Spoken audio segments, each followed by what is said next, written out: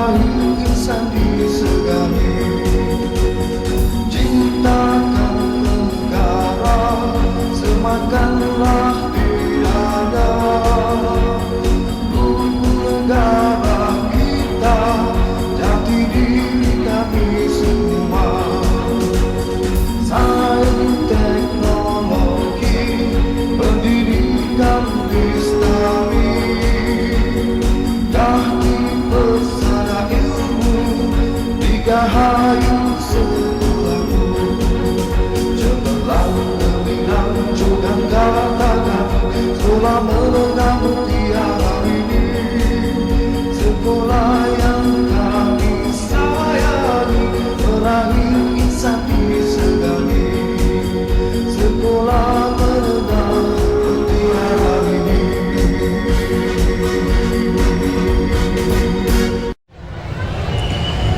أعوذ بالله من الشيطان الرجيم. بسم الله الرحمن الرحيم. الحمد لله رب العالمين حمدا يوافي نعمه ويكافئ مزيدا. يا ربنا لك الحمد كما ينبغي لجلال وجهك الكريم وعظيم سلطانك.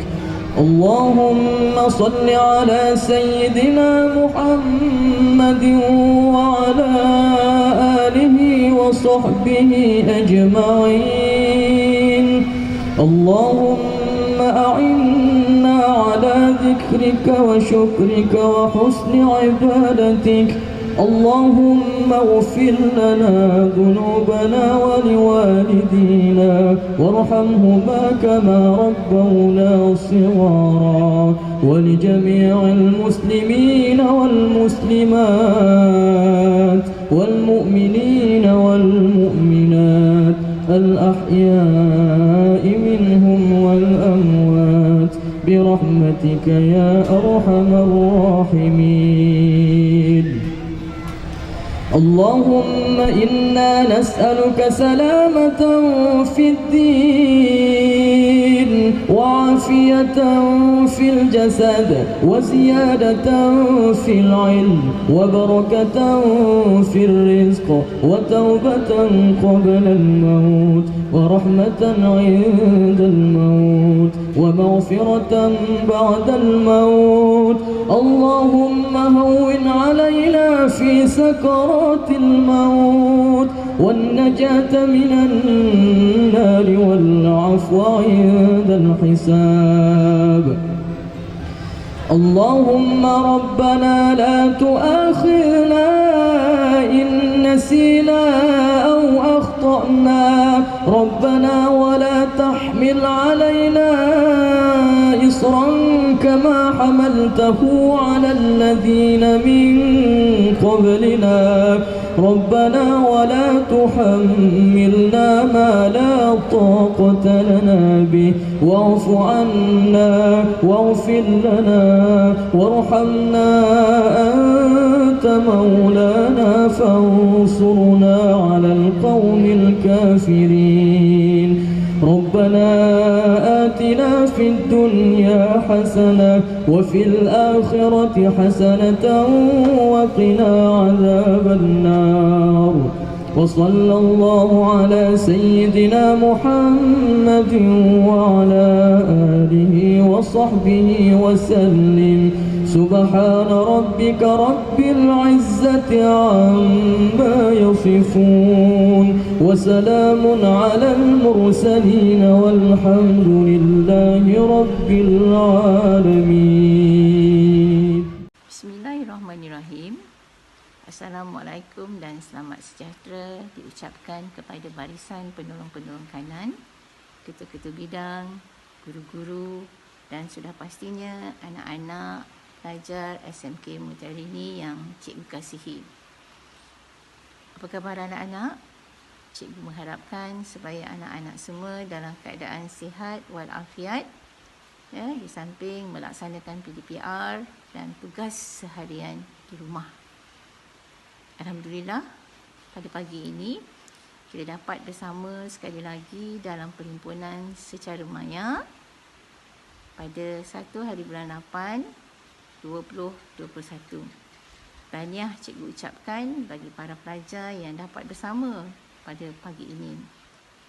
Ucapan tahniah juga cikgu ucapkan kepada seramai 116 orang pelajar tingkatan 6 semester 1 yang telah pun berjaya diterima masuk di SMK Mutiara-Rini pada 25 Julai yang lepas. Tahniah pelajar dan selamat menjalani PDPR di Mutiara-Rini.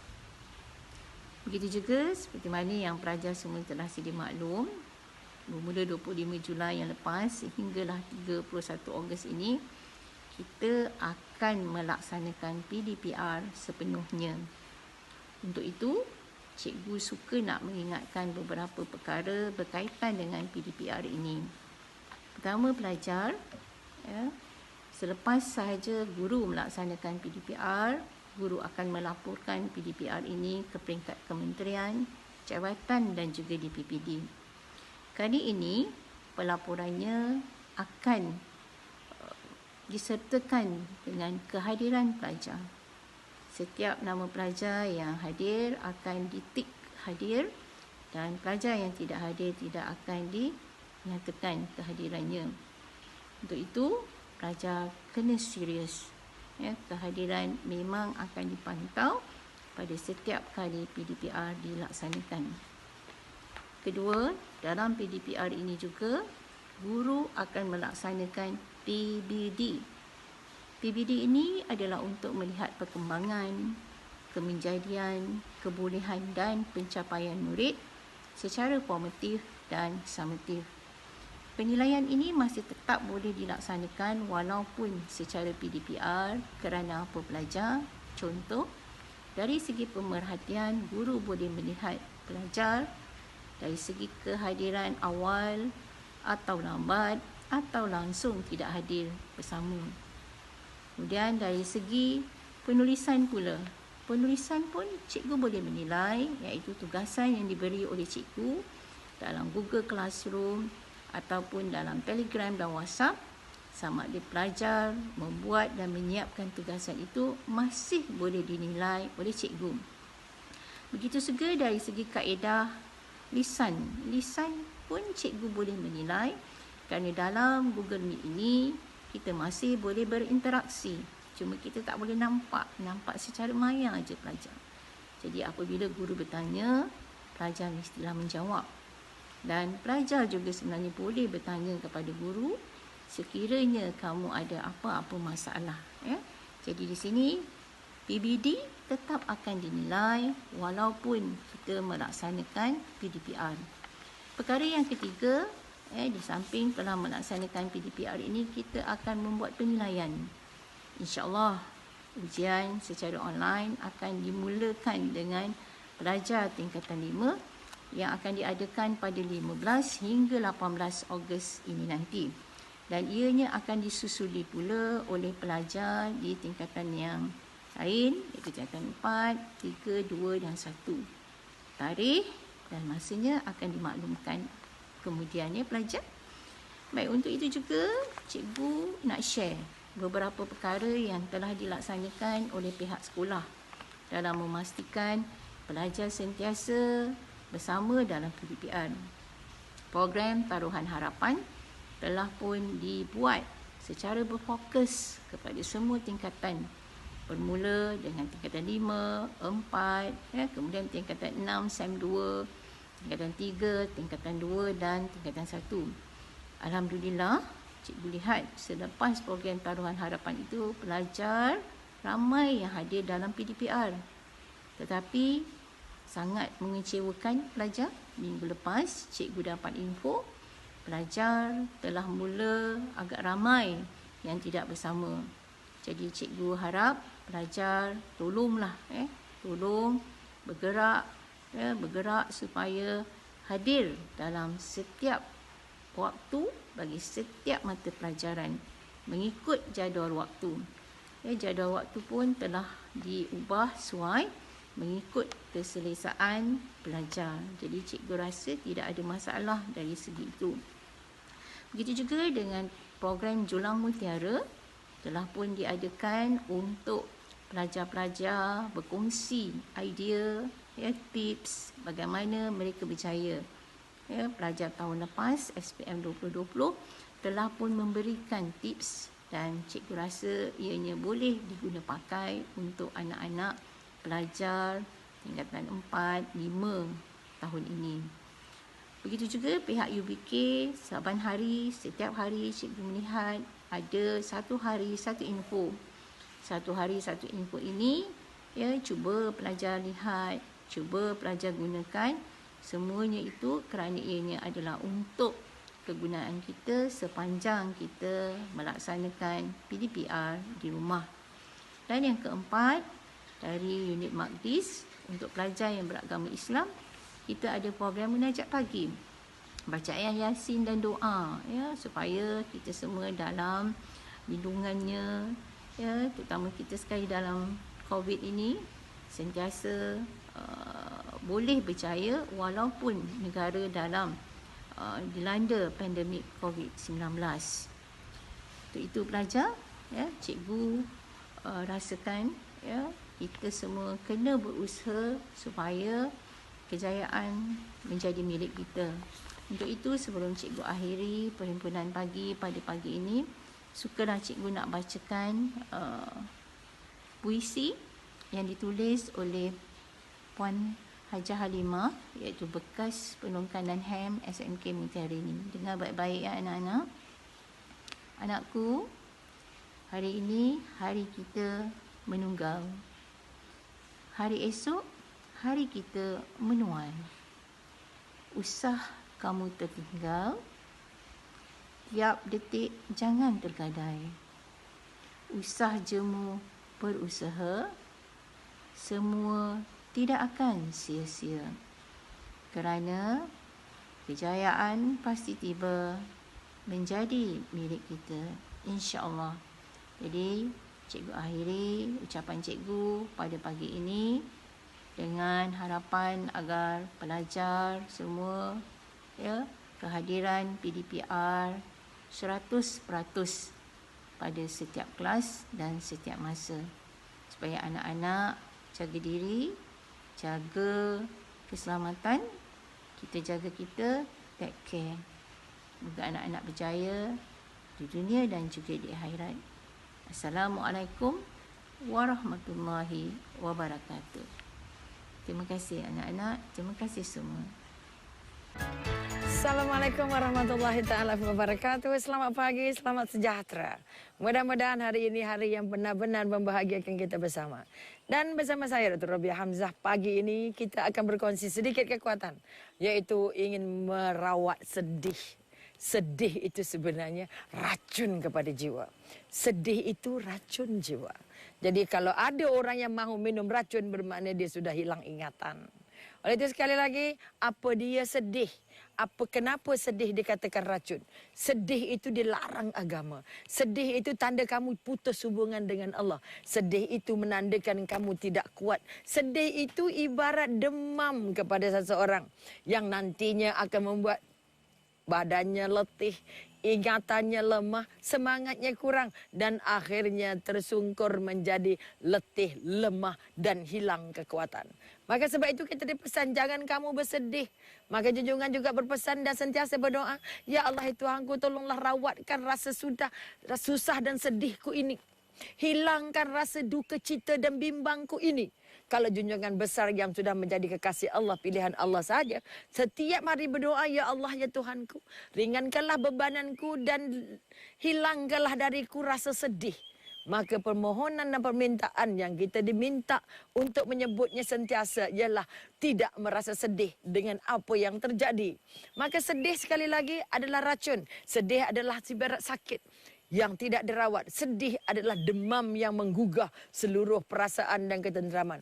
Maka apa hebatnya? Apa yang kita harus ambil kira?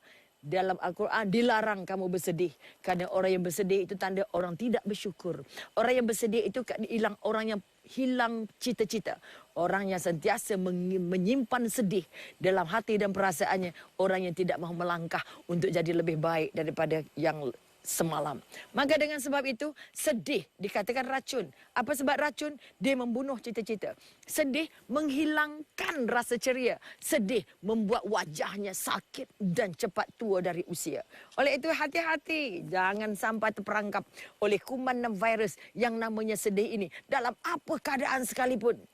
Tapi kadang-kadang kita diperingatkan, sedih itu adalah sebahagian daripada penimbang. Untuk kamu rasa seimbang. Kerana kalau tidak pernah jumpa sedih, nanti rasanya macam dia Tuhan pula.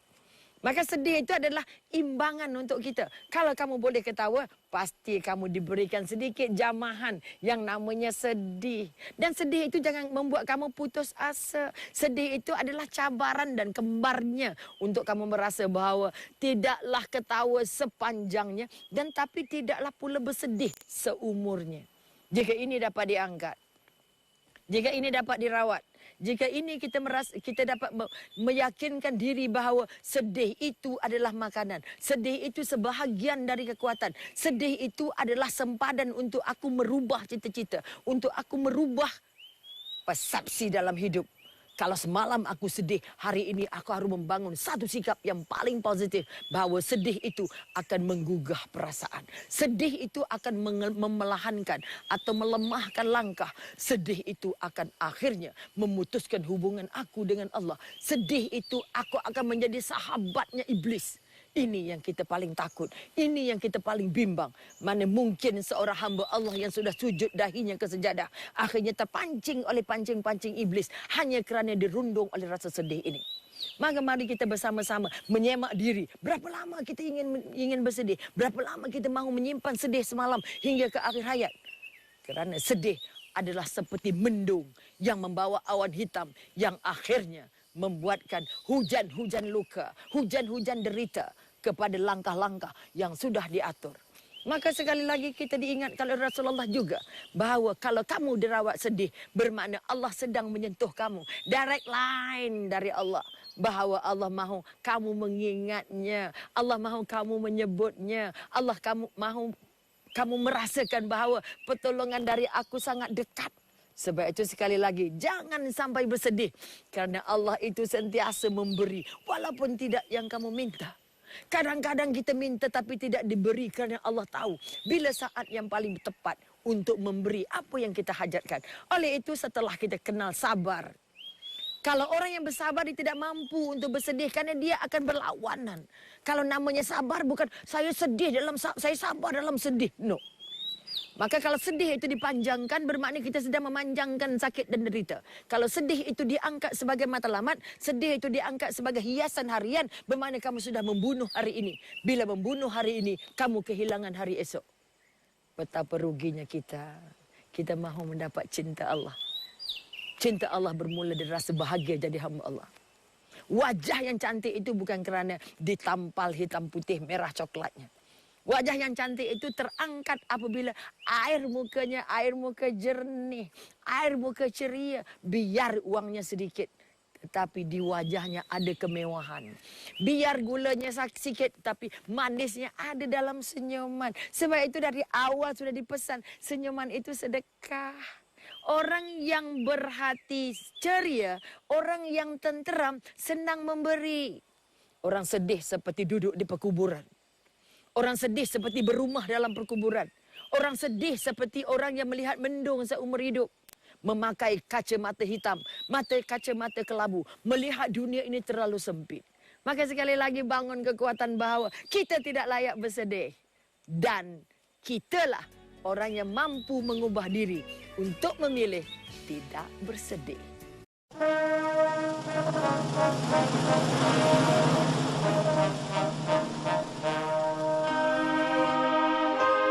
Thank you.